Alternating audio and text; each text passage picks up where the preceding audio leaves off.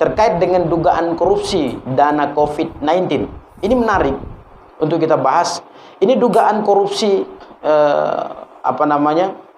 jajaran pemerintah Kabupaten Alor dalam penggunaan dana COVID ini mesti harus selesai.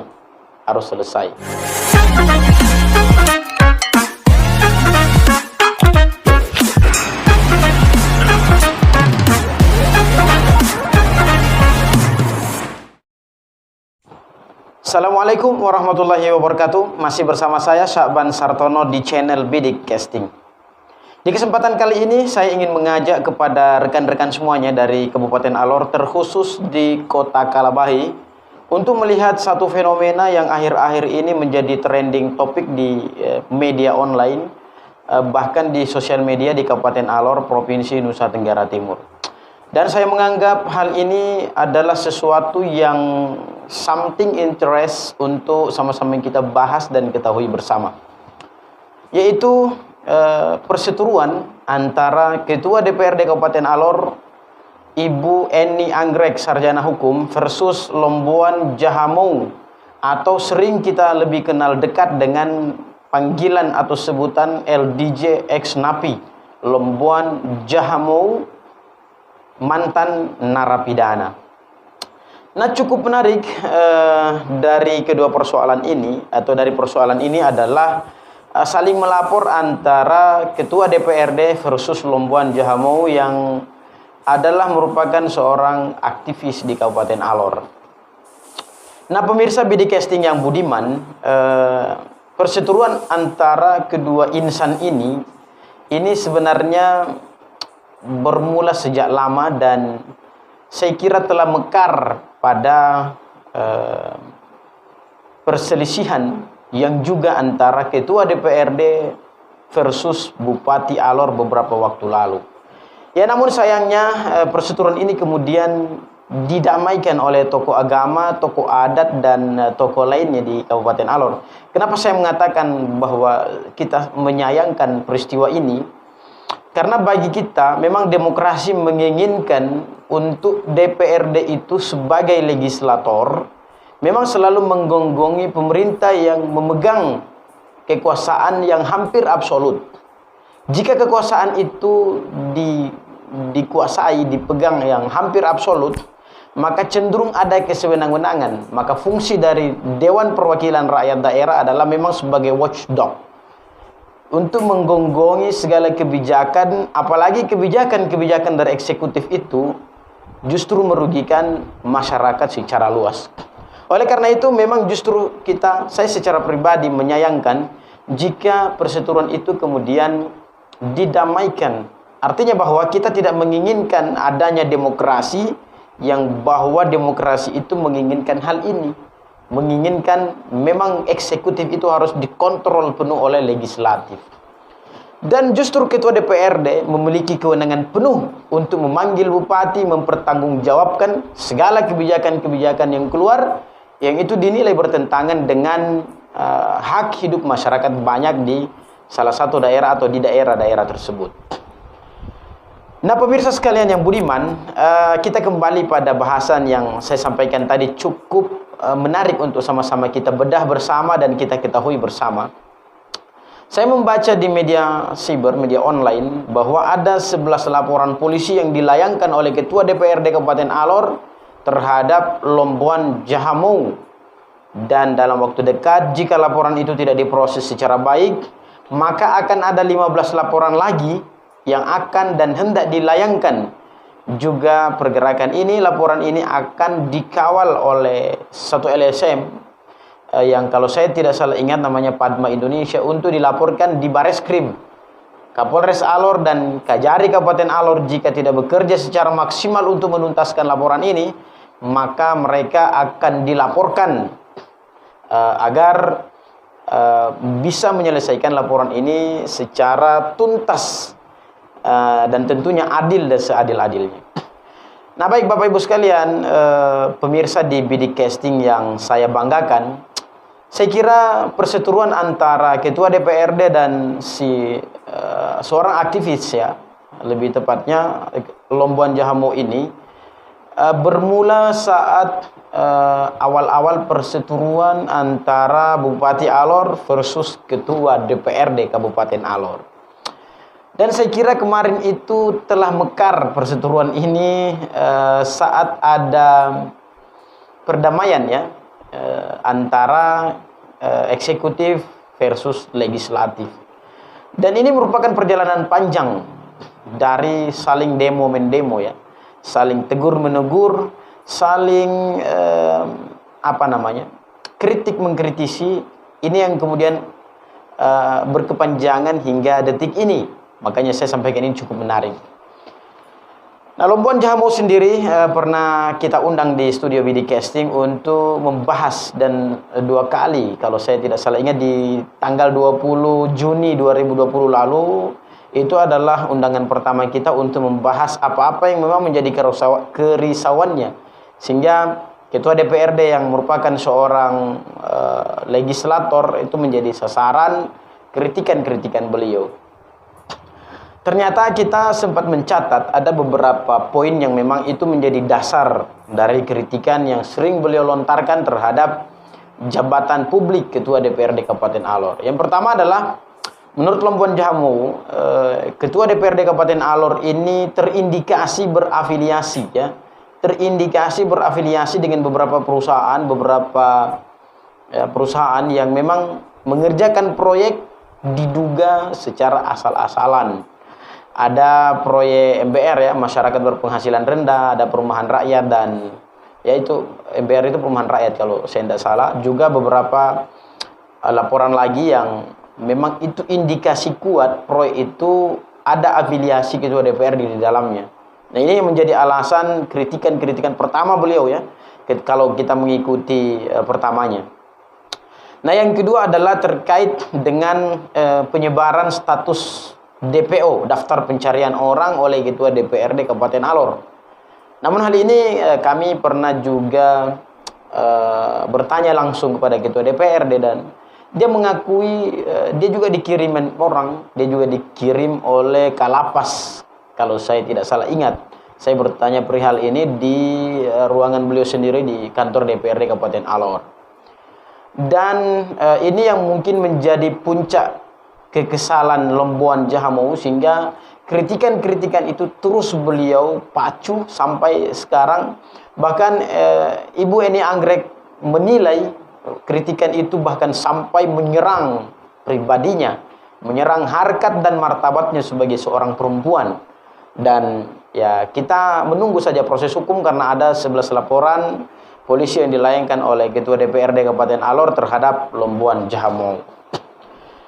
Nah, Bapak Ibu pemirsa BD Casting yang budiman, dalam bahasan pertemuan kita, bincang kita dengan Lombuan Jaha Mau pada 20 Juni 2020 lalu, itu ada beberapa hal yang beliau utarakan terkait dengan Ketua DPRD.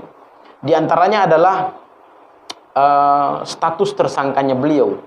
Di Kabupaten Alor sendiri, di jajaran Polres Alor itu beliau memiliki status tersangka atas laporan seorang pemret media online terhadap dia ya. Laporan ya di Polres Alor itu laporannya seorang rekan media terhadap Eni Anggrek, dan itu sampai tersangka. Tapi entah sudah ada penyelesaian, sudah ada apa, tapi saat itu memang statusnya sebagai tersangka. Dalam bahasan Lombuan Jaha Mau seperti itu. Nah, yang kedua adalah status tersangka dia di Polda Nusa Tenggara Timur atas laporan seorang ya, kalau saya tidak salah ingat, saudara Eni Anggrek saat itu, Roni ya, laporan itu, dan memang beliau tersangka. Nah, wallahualam hingga saat ini kita belum meng-cross check kembali apakah status tersangka itu melekat masih sampai sekarang, atau sudah ada putusan resmi yang memang membebaskan Ketua DPRD Kabupaten Alor. Namun saat itu bahasan kita adalah status beliau sebagai tersangka. Bahkan ada penekanan dari saudara Lombuan Jaha Mau bahwa beliau sampai dilantik menjadi seorang Ketua DPRD itu dengan membawa status tersangkanya beliau. Nah, ini yang kemudian memicu konflik pertama, dan ini memicu kritik-kritik pertama Lombuan Jaha Mau hingga saat ini, yang sampai sekarang ada belasan laporan polisi, bahkan 11 laporan itu jika ditambah dengan 15 laporannya nanti, maka mungkin ada sekitar 26 laporan polisi, dan ini akan dibawa ke Mabes Polri untuk dilaporkan, diteruskan laporan ini. Bahkan terancam Kapolres Alor dan Kajari Kabupaten Alor juga akan dilaporkan kalau memang tidak menyelesaikan persoalan ini seadil-adilnya. Nah, saya ingin mengajak kita mengurai satu persatu dari sebelum kita masuk pada laporan Ibu Eni Anggrek nantinya. Ingin kita membahas satu persatu terkait dengan apa yang disuarakan Lombuan selama ini. Ya, saya ingin memetik satu saja persoalan yang sampai saat ini belum ada kejelasan, yaitu laporan Demas Mautuka, Pemret Tribuana Pos yang melaporkan Ibu Eni Anggrek atas dugaan pencemaran nama baik melalui transaksi elektronik, yang saat itu kalau saya tidak salah ingat adalah wawancara beliau di salah satu channel YouTube, dan diduga kuat syarat akan penyerangan terhadap pribadi seorang Demas Mautuka, dan ada pemerasan yang disampaikan dugaan pemerasan disampaikan oleh Ketua DPRD ini, yang kemudian dilaporkan oleh Demas Mautuka bahwa memang saya dipermalukan, ya, dipertontonkan di hadapan publik bahwa saya diduga memeras dan sebagainya. Padahal menurut Demas bahwa apa-apa yang telah beliau lakukan itu sudah ada koordinasi antara dirinya dengan Ketua DPRD Kabupaten Alor, sehingga tidak ada indikasi sampai ke sana. Nah, sampai sekarang beberapa waktu lalu juga saya ada wawancara dengan Kapolres Alor mengenai perihal ini. Dan di situ dijelaskan hal ini dibawa ke ranah Dewan Pers. Jadi konon Kapolres Alor atau Polres Alor ini menyurat ke Dewan Pers untuk meminta tanggapan terkait dengan laporan ini. Apakah benar ini adalah produk jurnalistik atau ini merupakan dugaan kuat Demas ini diserang secara pribadi, dicemarkan nama baiknya secara individualnya. Nah, yang ingin kita bahas di sini adalah soal persuratan Kapolres Alor atau Polres Alor ke Dewan Pers. Saya berbicara ini kapasitas saya pernah menjabat sebagai ketua pembelaan wartawan di Jurnalis Online Indonesia. Itu saya di Komisi Bidang Hukum dan Pembelaan Wartawan di Jurnalis Online Indonesia, DPD Kota Makassar, sehingga beberapa kali kita lakukan pertemuan dengan Dewan Pers, bahkan pernah ada mediasi, kita memediasi teman-teman media yang dilaporkan oleh beberapa perusahaan, itu kita di sana. Sehingga pengalaman kita dengan Dewan Pers itu adalah yang dikatakan produk jurnalistik adalah produk yang memang sesuai dengan kaidah-kaidah jurnalistik. Nah, itu yang poinnya. Nah, terkait kita masuk pada laporan Demas Mautuka ini adalah laporan yang menunjukkan pencemaran nama baik terhadap individunya, terhadap dirinya. Jadi bukan Demas melaporkan media itu atau akun YouTube itu, tapi Demas memang melaporkan pribadi karena dia dicemarkan nama baiknya. Kecuali Demas melaporkan akun YouTube itu bahwa akun ini tidak sesuai dengan prinsip jurnalistik, itu baru diproses secara dengan undang-undang pers atau dengan MOU. Ada MOU dulu, seingat saya waktu Kapolri Pak Tito Karnavian, itu ada MOU antara Kapolri dengan Dewan Pers terkait dengan jika ada pemberitaan atau jika ada produk-produk jurnalistik yang itu ditentang oleh masyarakat atau ditentang oleh entitas manapun, maka diselesaikan secara mediasi di Dewan Pers. Nah, lain halnya jika yang dilaporkan adalah narasumber. Kalau narasumber yang dilaporkan, maka tidak ada alasan lain untuk memang narasumbernya yang diproses. Jadi bukan medianya. Kalau medianya yang diproses, baru ini diproses di Dewan Pers karena medianya diduga abal-abal mungkin, atau media ini diduga tidak menerapkan SOP kode etik jurnalistik mungkin. Jadi medianya yang ada proses di Dewan Pers. Tetapi kalau ada narasumber, tetapi kalau ada orang-orang yang memang diundang untuk membicarakan satu hal di media itu, lalu orang itu yang dilaporkan, maka tidak boleh ada proses sampai ke Dewan Pers karena tidak ada hubungannya, tidak ada kaitannya. Nah, saya berikan contoh Haris Azhar yang dilaporkan oleh Luhut bin Sarpanjaitan. Yang dilaporkan Luhut adalah soal omongannya. Jadi Haris Azharnya yang dilaporkan, bukan media yang memang mempublikasikan itu. Kalau media yang dipublikasikan itu yang dilaporkan oleh Luhut bin Sarpanjaitan, maka media itu yang kemudian diproses. Jadi kalau salah, maka penanggung jawab media itu yang bertanggung jawab penuh atas tidak mengikutkan kode etik jurnalistik dalam produk-produk jurnalistik. Namun oleh karena memang omongan Haris Azhar yang dipersoalkan, maka Haris Azhar yang dilaporkan, bukan akun media itu. Ya, itu juga yang saya kira sesuai dengan laporan ini juga bisa menjadi acuan dari acuan Polres Alor untuk melanjutkan laporan ini, bahwa memang bukan undang-undang pers diterapkan di sini, karena bukan yang dipersoalkan adalah akunnya atau dipersoalkan adalah medianya, tetapi yang dipersoalkannya adalah omongan ketua DPRD-nya, omongan Eni Anggrek secara pribadinya ini yang diproses, bukan medianya. Walaupun undang-undang ini kaitannya dengan undang-undang transaksi dan transaksi elektronik atau undang-undang ITE. Namun yang menjadi objek laporan yang jelas di sini adalah omongannya yang menyeret nama Demas Mautuka ke meja hijaunya, bukan soal media itu.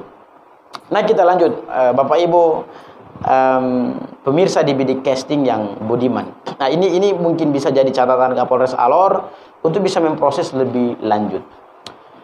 Nah, kita masuk pada bahasan terkait dengan Ketua DPRD. Saya pernah bertemu Ketua DPRD dan secara pribadi saya menilai beliau ini orang baik dan memang mesti dilindungi oleh segenap masyarakat Kabupaten Alor, terkhusus di Kota Kalabahe.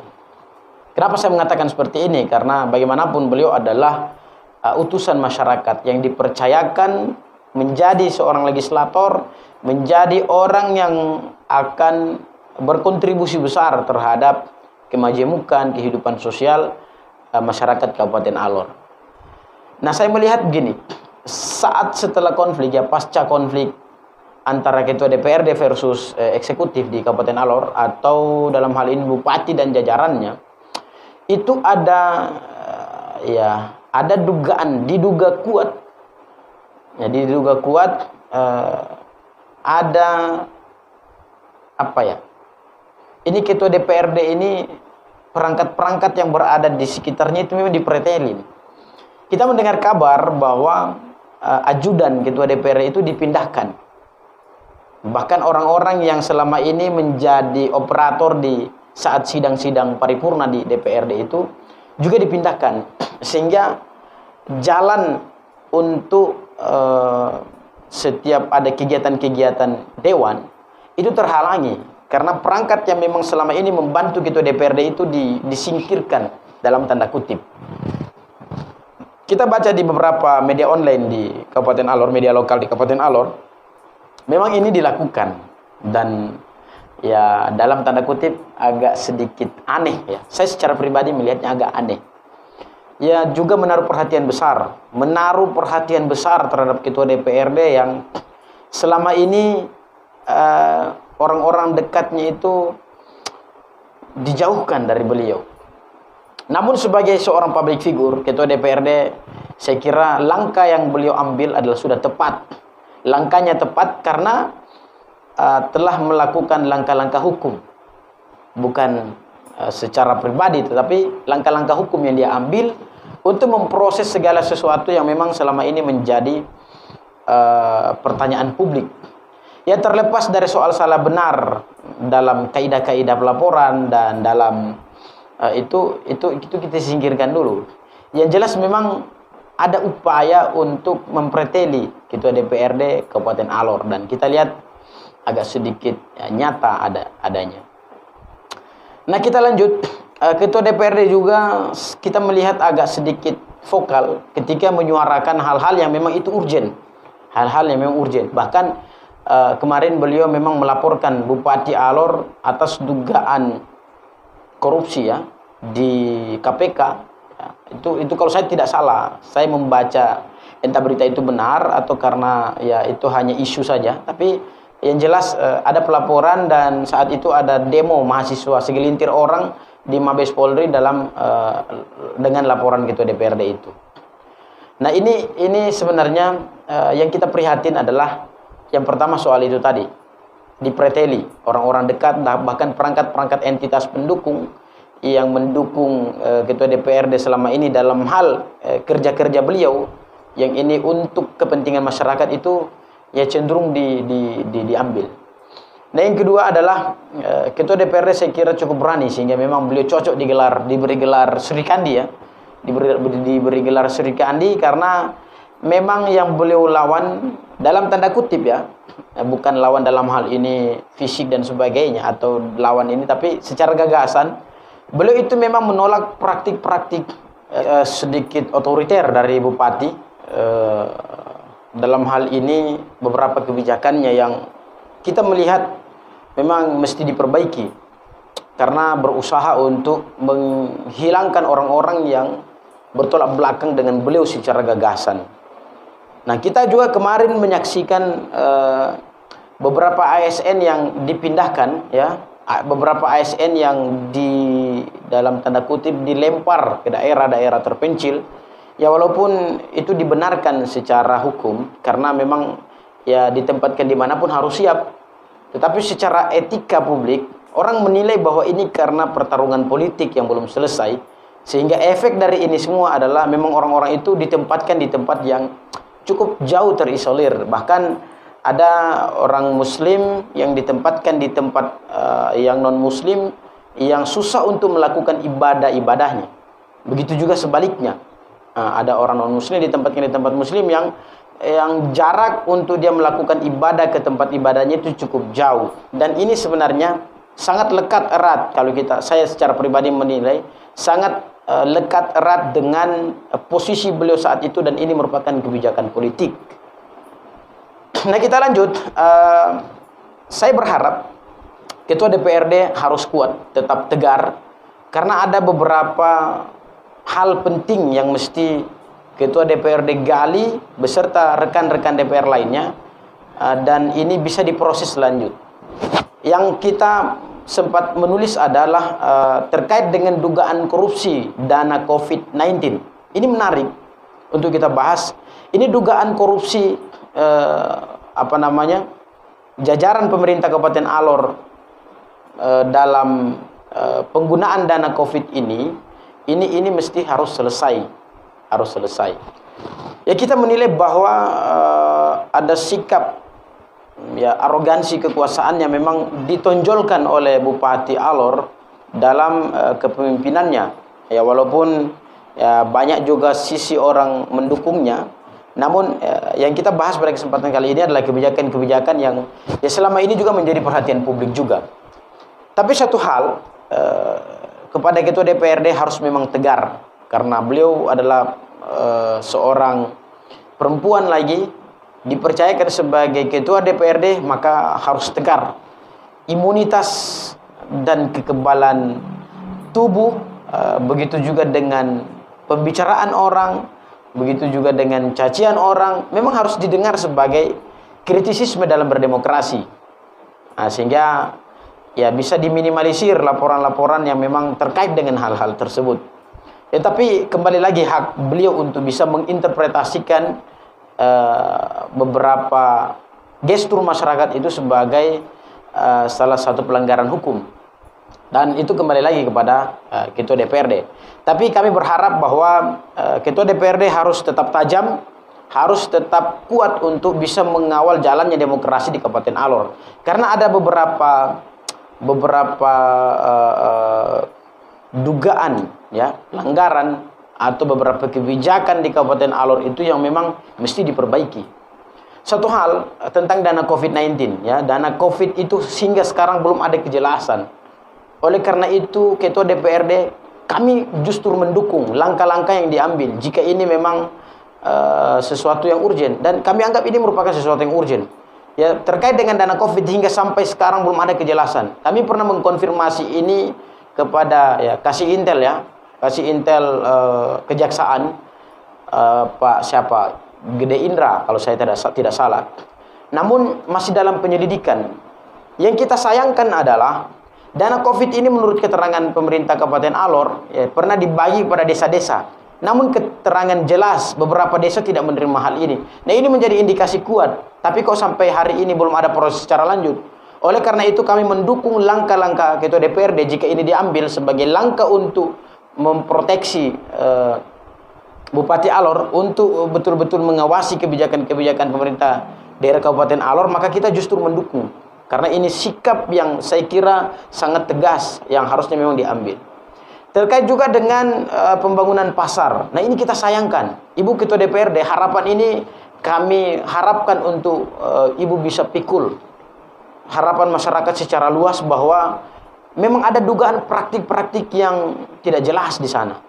Yaitu terkait dengan ada kesimpang siuran soal nominal, nominal pendirian pasar yang ada di Pasar Tebakar, yang ada di Pasar Impres. Itu kan ada keterangan kemarin dari anggota, dari Ketua DPRD dan Wakil Ketua DPRD lain, begitu juga keterangan dari pemerintah daerah lain. Nah, ini mestinya, dan mahasiswa waktu itu melakukan demonstrasi, Bupati justru sampaikan, kepala daerah Sekda, kalau saya tidak salah, sampaikan, dan Bupati menyampaikan bahwa ini keterangan Pemda, menyampaikan bahwa nanti hal ini dibawa ke Polres, dibuka di Polres, lalu ini disampaikan bahwa seperti ini. Dan itu sebenarnya tidak boleh. Kalau mahasiswa menuntut itu harus diberikan, karena ini asasnya adalah keterbukaan informasi publik. Nah, ini yang kita berharap kepada anggota Dewan, terkhusus Ketua DPRD beserta jajarannya untuk bisa mengembangkan ini, memproyeksi lebih jelas lagi. Dan ini bisa kita kawal kalau memang ada laporan terkait dengan dugaan korupsi di tubuh pemerintah Kabupaten Alor. Nah, kita lanjut kembali lagi ya. Ini sudah agak melebar, tapi ini ada keterkaitannya. Bahasan kita adalah soal Lomboan versus Eni Anggrek, tapi ini agak sedikit menyebar karena memang ada keterkaitan semua. Jadi ini yang mungkin kita bahas satu persatu. Dan Ketua DPRD ini beberapa laporan kemarin ya, bahkan pemberitaan sudah heboh tentang dana pokir ya, pokok pikiran. Ada anggota dewan yang pokirnya tidak jelas sampai sekarang. Ini bisa menjadi indikasi kuat karena setiap kali ada pelaporan ada saja kekuatan lain yang menghalangi itu. Sehingga ini kita berharap pada dewan yang terhormat, anggota dewan ya yang dalam hal ini bisa membawa aspirasi masyarakat ini, kami mohon untuk lakukan pembinaan atau pelaporan jika perlu, kita laporkan perihal-perihal seperti ini. Baik, kita tidak perlu bertele-tele di ini karena bahasan kita pada kesempatan hari ini adalah soal Lomboan versus Eni Anggrek sarjana hukum. Kita kembali ke Lomboan Jamu yang dilaporkan oleh Ketua DPRD Kabupaten Alor. Nah, ini Bang Lomboan, saya pernah mengundang di studio di BD Casting untuk membahas tentang kebijakan-kebijakan publik dan pelanggaran-pelanggaran supremasi hukum yang terjadi di Kabupaten Alor. Nah, ini beberapa catatan kami. Yang dilakukan Lomboan saya kira kalau itu adalah kritisisme, maka kita nilai sebagai kritis. Tapi kalau memang dia menyerang secara pribadi, maka kita tidak apa-apa Ketua DPRD mengambil langkah hukum, dan kita justru mendukung langkah-langkah tersebut supaya kedepannya tidak ada lagi. Saya terpesona dengan bahasa Ketua DPRD bahwa biarlah dia menjadi salib. Artinya biarlah dia yang berkorban sehingga kedepannya tidak ada lagi peristiwa-peristiwa penodaan terhadap institusi, penodaan terhadap seorang marwah, harkat dan martabat seorang perempuan dan sebagainya. Tapi kita kembali lagi bahwa dalam proses demokrasi hal ini memang sulit untuk kita bendung, karena ya begitulah dalam dunia demokrasi. Dan sebagai seorang pejabat publik ya ada saja orang yang memang selalu ya memang ada kritisisme di balik itu, tapi gesturnya yang berbeda memang. Ada bahasa biadab, ada bahasa ini dan sebagainya, dan itu Jika dibuktikan dengan bukti yang valid, kenapa tidak? Kalau misalnya Mr. Lomboan bisa mempertanggungjawabkan bahasa itu, ya kenapa tidak? Dan apa yang kemudian diambil, langkah yang diambil oleh Ketua DPRD ini Anggrek, ya yang ada persoalan, karena itu hak beliau sebagai seorang warga negara yang juga menganut paham demokrasi. Ya saya kira ada beberapa hal yang memang mesti kita sama-sama ketahui. Ya kalau di postingan-postingan Lomboan, saya beberapa postingan saya ikuti, tidak semua ya, karena saya juga tidak terlalu banyak mengikuti postingan beliau. Memang ada indikasinya lari ke sana menyerang secara pribadi, tetapi dia mengatakan dia bisa bertanggung jawab. Saya petik soal bahasa biadabnya, itu beliau mampu mempertanggungjawabkan itu. Hal lain jika beliau menyebut secara pribadi yang sangat melekat erat dengan primordial seseorang, itu kita tidak bisa mencampur ke sana. Ya, saya kira dalam dunia demokrasi pun kita tidak, secara etis apalagi ya, kita tidak dibenarkan untuk menyerang secara pribadi. Tetapi apakah yang diserang secara pribadi nyata menulis nama ini Anggreknya, itu nanti di pengadilan bisa dibuktikan. Tapi yang jelas dalam dunia demokrasi, seorang pejabat publik harus mempunyai atau memiliki kuping yang tebal untuk mendengar ocehan-ocehan masyarakat. Ya saya kira bahasan kita kali ini terkait dengan Ketua DPRD versus Lomboan Jahamu, saya kira tuntas, atau saya kira bisa ada komentar lagi dari teman-teman nantinya. Ini bisa menjadi sesuatu yang menarik untuk kita lanjut membahasnya ke depan. Tapi saya kira ini beberapa waktu lalu memang ini cukup menarik dan menjadi trending news di Kabupaten Alor ya. Tapi ini terakhir ya, saya ingin berpesan kepada Ketua DPRD, walaupun nomor saya pernah diblokir ya. Bukan pernah diblokir, sampai sekarang diblokir. Jadi di video kali ini juga ya apa namanya, tapi itu tidak ada masalah.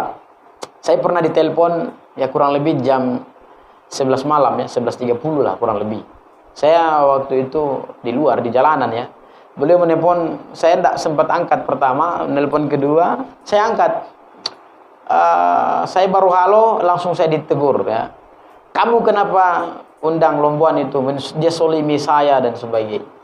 Ya tapi Ibu Ketua, kami tetap apa namanya memberi ruang kepada beliau, juga kepada semua orang sebenarnya. Waktu itu saya sempat menawarkan bincang santai juga dengan Ketua DPRD, tapi mungkin waktu itu beliau, mungkin Ibu Ketua lagi sibuk mengurus masyarakat, sehingga tidak sempat melakukan bincang-bincang terkait dengan supremasi hukum, juga dengan proses yang terjadi di eksekutif versus legislatif kemarin.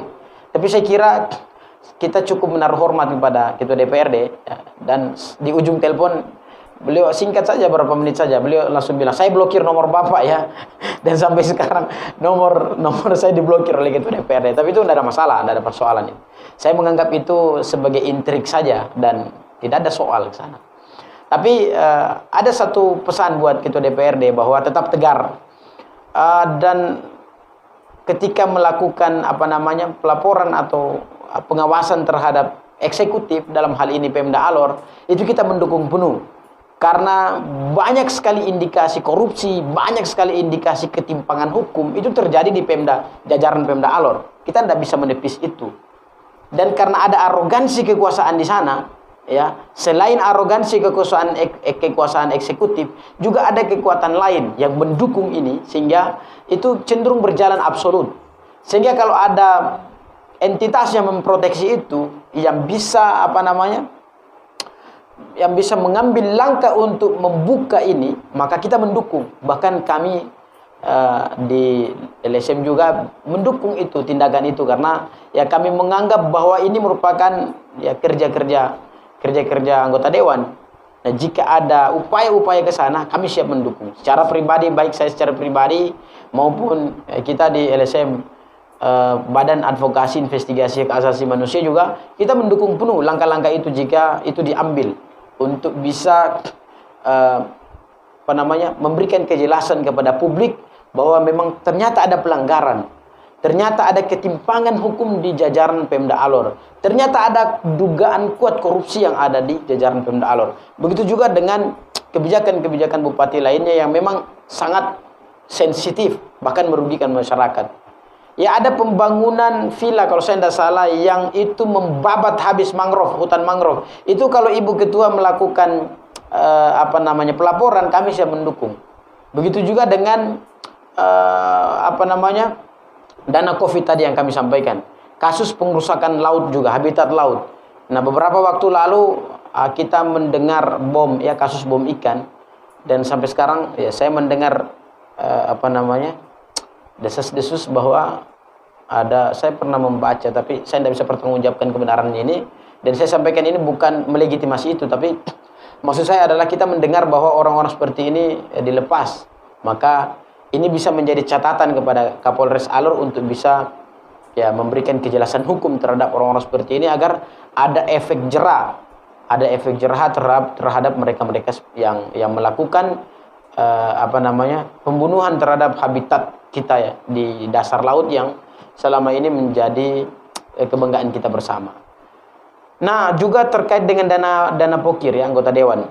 Itu ada anggota dewan di Dapil 3 yang membangun dana pokirnya itu, dia membangun beberapa prasarana, dan itu dia gunakan secara pribadi. Ini bisa dibuka ini secara jelas. Ya. Juga pasar kita sudah sampaikan tadi, indikasi korupsi ada di situ jelas. Begitu juga penyelewengan ada di situ jelas, bisa dibuka. Ini Kajari dan Kapolres Alor bisa bekerja maksimal lah. Masa dana COVID yang begitu jelas-jelas saja ini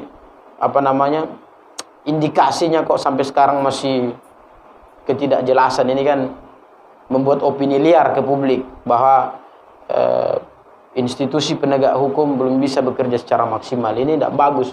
Dalam dunia demokrasi tidak bagus seperti ini. Ya, saya kira seperti itu bahasan kita di kesempatan kali ini, dan salam semangat untuk dua entitas ini. Jangan sampai ini pesan buat Ketua DPRD, jangan sampai eksekutif dan legislatif kita di Kabupaten Alor sama dengan di pusat. Kenapa? Karena di pusat eksekutif dan legislatif berselingkuh tanpa alat kontrasepsi. Kenapa demikian? Karena semuanya berkoalisi. Apakah memang karena berkoalisi itu semuanya aman-aman saja? Tidak. Tapi dalam dunia demokrasi itu tidak etis. Kenapa tidak etis? Karena cenderung semua kebijakan yang keluar dari eksekutif itu akan dilaksanakan dan disetujui oleh DPR di pusat. Begitu juga satu bukti yang sangat nyata terkait dengan kemarin undang-undang Omnibus Law kok bisa lolos. Padahal ada asas hukum, ada asas lex specialis derogat legi generalis, ada juga lex superiori derogat legi generali, dan itu tidak digunakan dalam pembentukan undang-undang Omnibus Law kemarin. Salam hormat, saya Syaban Sartono. Tetap dukung channel BD Casting, jangan lupa like, comment, dan subscribe. Assalamualaikum warahmatullahi wabarakatuh.